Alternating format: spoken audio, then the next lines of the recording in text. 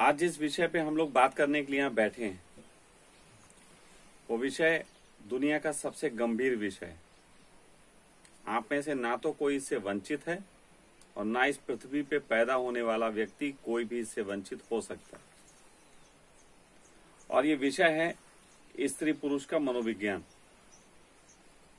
लेकिन मनोविज्ञान का क्या करें? क्या ये सिर्फ मनोविज्ञान है? क्या ये सिर्फ कोई संबंधों का खेल है?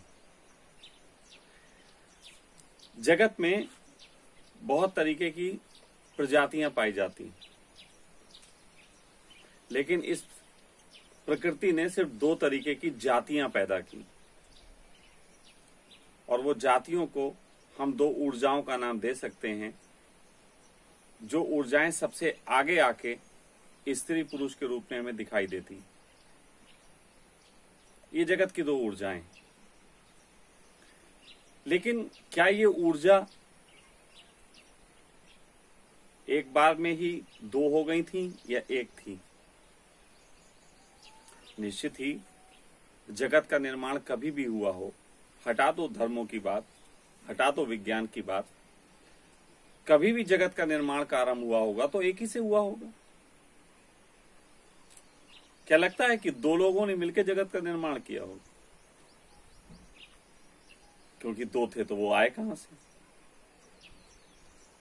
तो हमेशा ही इस बात को मान लेना चाहिए, और ये कोई ऐसा नहीं है कि मैं कह रहा हूं इसलिए मान लेना चाहिए, लेकिन बुद्धि की कितनी भी यात्रा कर लोगे तो अंत में जाके एक पे टिक जाओगे। एक से दो का आरंभ हो सकता है, लेकिन एक ही ना हो तो क्या दो हो सकता है? ये तो गणित में भी संभव नहीं। अगर गणित में भी हम एक हटा दें तो दो का कोई उसमें स्थान नहीं बचता।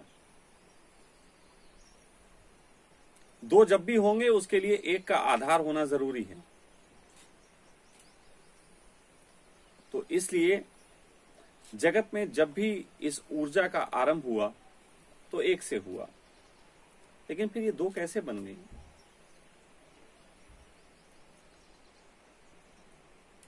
अब इस पे अगर बात करने बैठे तो मामला थोड़ा सा भटक जाएगा, लेकिन फिर भी इस पे बात करना थोड़ा सा जरूरी है, क्योंकि अगर वास्तव में आपको जानना है कि आपके व्यक्तित्व का आरंभ कहां से होता है, स्त्री के व्यक्तित्व में बदलाहट कहां से आती है, पुरुष के व्यक्तित्व में जो है आक्रामकता कहां से आती है, और क्या आक्रामकता सही है या स्त्री का सॉफ्ट होना सही है, क्या इसका निर्णय करने का अधिकार किसी को हो सकता है?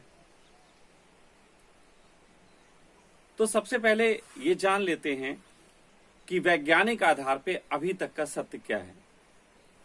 वैज्ञानिक आधार पे अभी तक का सत्य ये है कि एक वक्त था जब इस जगत में कुछ भी नहीं था।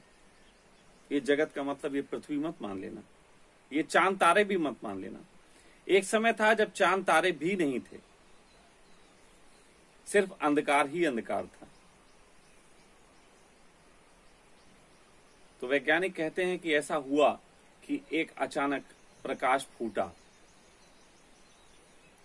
और उस प्रकाश के फूटने की गति इतनी तेज थी कि एक सेकंड के अंदर वो प्रकाश 80 लाख किलोमीटर लगभग फैल गया था।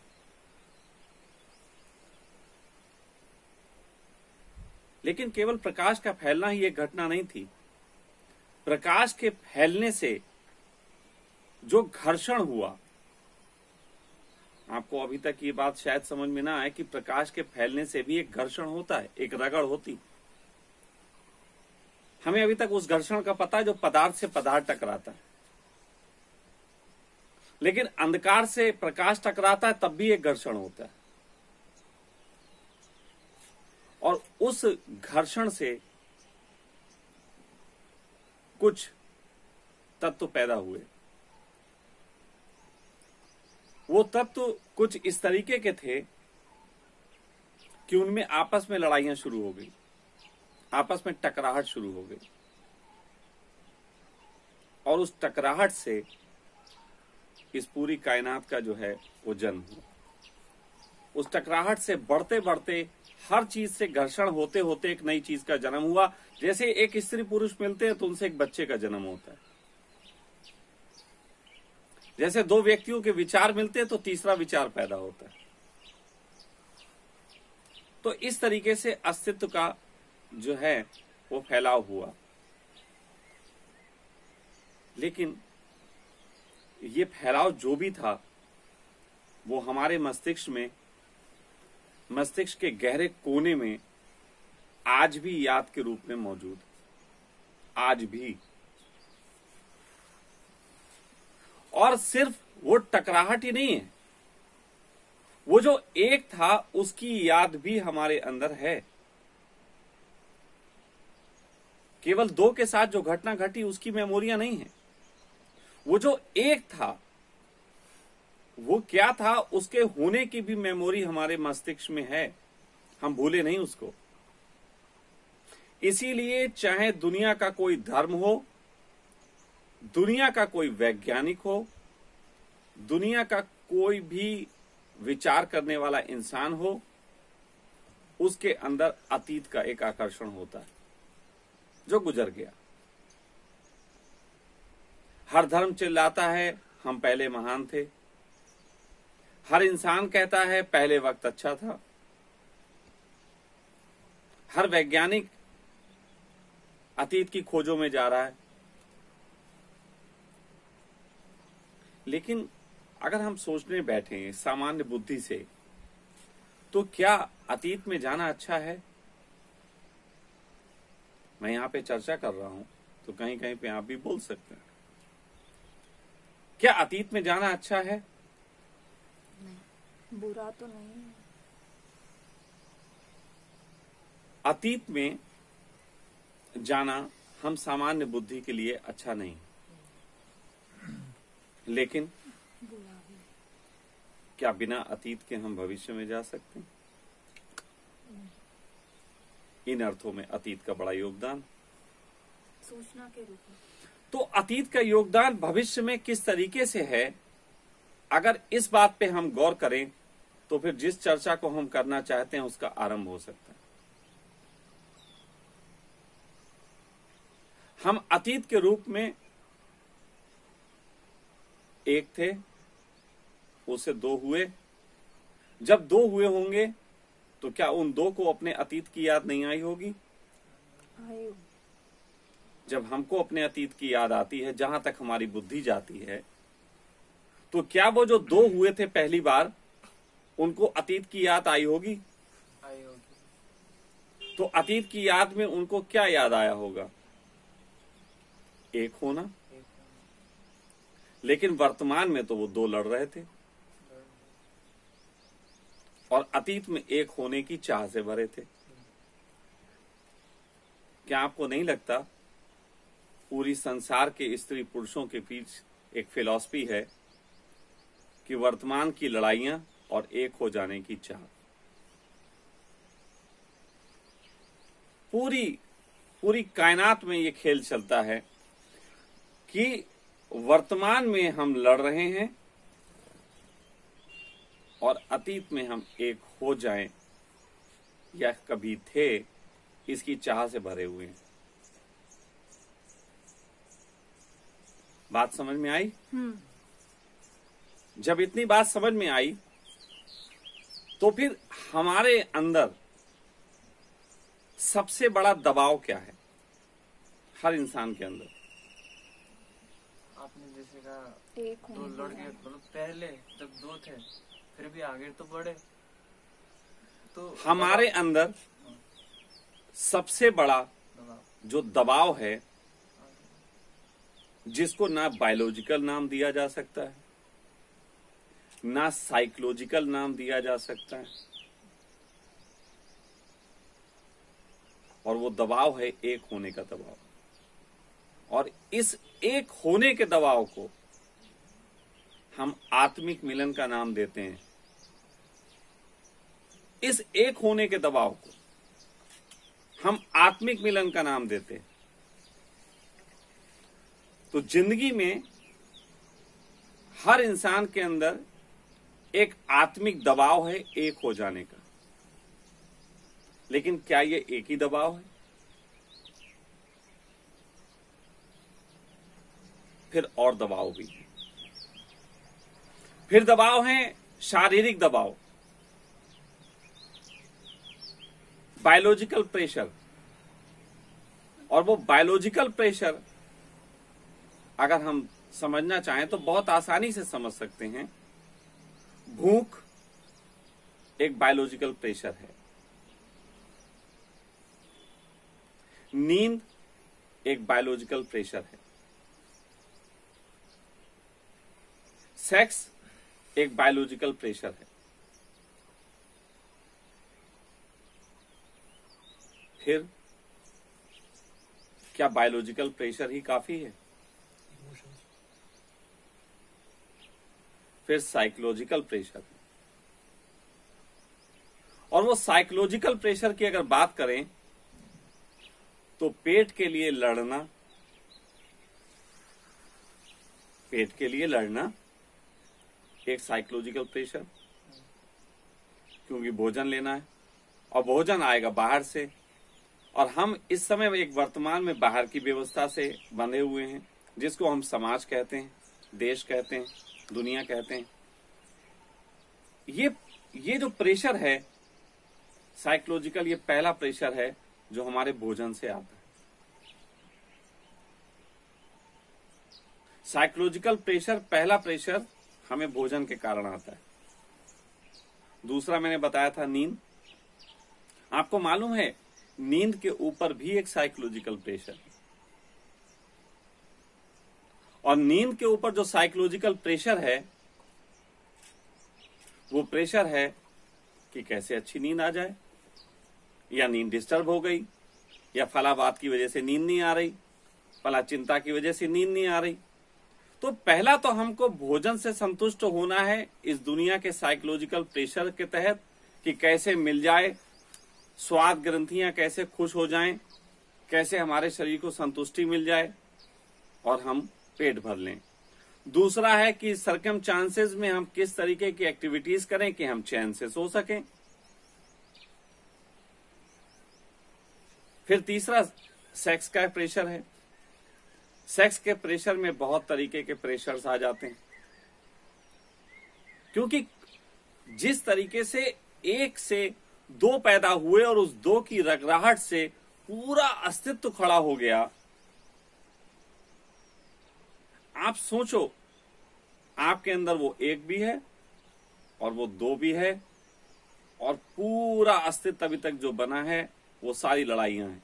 अब इनकी टकराहट से कितना पैदा होगा, जरा कैलकुलेशन करो।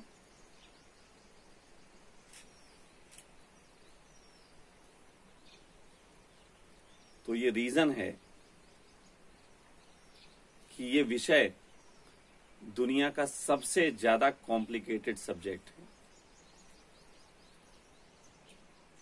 किसी अंतरिक्ष खोजी ने, जो अंतरिक्ष में खोजबीन करते हैं ग्रहों की, उसने कहा था कि पूरे ब्रह्मांड की खोज करना बहुत आसान है और एक इंसान के दिमाग की खोज करना बहुत मुश्किल।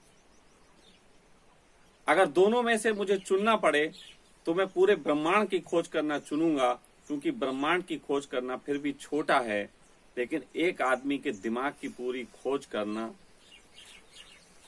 ऐसा ही है जैसे कि पूरा ब्रह्मांड सिकुड़ के उसके दिमाग में आ गया।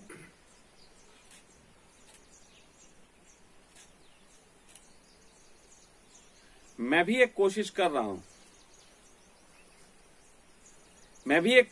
रहा हूं कि जितना हो सके उतना इस दिमाग के बारे में, उतना आपके इमोशन के बारे में, उतना आपके शरीर के बारे में, और उतना आपके आत्मिक दबाव के बारे में भी बात हो सके। मैं आत्मिक दबाव नाम ले रहा हूं, जिसको आप लोग आत्मिक प्रेम से नाम जानते हैं, वो आत्मिक दबाव। तो यदि सही में आपको आत्मिक दबाव का पता चल जाए तो आप सोच सकते हो कि इंसान की चाहते अनंत होती चली जाती। बहुत से लोग हैं दुनिया में जिनके कोई भी सेक्सुअली प्रेशर नहीं बचे, फिर उनके क्या प्रेशर रह जाते हैं? उनके प्रेशर रह जाते हैं, सेक्सुअली प्रेशर कोई है नहीं, सुकून की नींद भी आ जाती है, क्योंकि जिसने ये सेक्सुअल प्रेशर हटा लिया वो थोड़ा सुकून की नींद सो लेता है। लेकिन फिर भी थोड़ा भोजन और इनसे लड़ता है तो मामला चल जाता है। ऐसा व्यक्ति जो 3 तरीके के प्रेशर्स गिरा देता है, आप लोगों ने ऐसे लोगों को देखा होगा कि वो बड़े फिर इमोशन, फिर वो बड़े जिसको और तरीके का प्रेशर बोले साइकोलॉजिकल प्रेशर पे आ जाते। जबकि मामला ये है कि जिसका शरीर का प्रेशर गिर गया उसका साइकोलॉजिकल प्रेशर भी गिरना चाहिए, लेकिन हो उल्टा जाता है। फिर बहुत से लोग ऐसे हैं जिन्होंने साइकोलॉजिकल प्रेशर भी गिरा दिया, शरीर के प्रेशर भी गिरा दिए, साइकोलॉजिकल प्रेशर भी गिरा दिए, उनको किसी तरीके का अब दमन नहीं महसूस होता। और ऐसे लोगों को अक्सर आपने पाया होगा वो आत्मा की खोज करते रहते हैं, वो एक तीसरे प्रेशर में पड़ जाते हैं। फिर उनको संबंध में आत्मिक संबंध चाहिए, फिर उनको परमात्मा चाहिए, क्योंकि उन्हें लगता है संबंध आत्मिक कोई ऐसा हो ही नहीं सकता, तो फिर वो परमात्मा के प्रेम में पड़ जाते हैं। और परमात्मा किसी को समझ में नहीं आया तो वो अपने प्रेम में पड़ जाता है। चूतियापा जारी है।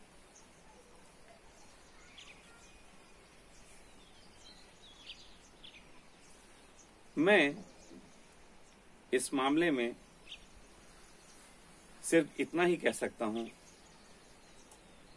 कि अतीत में हम क्या थे, इसके चक्कर में पड़ने की बजाय यदि इंसान अपने वर्तमान को जीता रहे, फिर वो वर्तमान चाहे सुख हो चाहे दुख हो, फिर वो वर्तमान किसी के साथ हो या अकेला हो, फिर वो वर्तमान में पीड़ा हो चाहे आनंद हो, तो ऐसी स्थिति में आत्मिक प्यास भी नहीं उठती।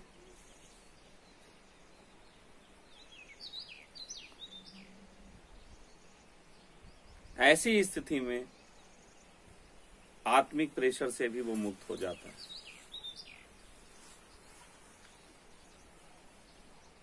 तो ये स्त्री पुरुष की एक फिलॉसफी है जिस पे बात करने का भाव उठा। तो जब भाव उठा तो मैंने बहुत लोगों से कहा कि इस पे प्रश्न दें। आप सब भी यहां बैठे हैं जिनसे कहा प्रश्न दें। मैंने फेसबुक पे भी डाला कि प्रश्न दें। जितने भी प्रश्न आए उन सब का आधार संबंध था। सबका आधार संबंध।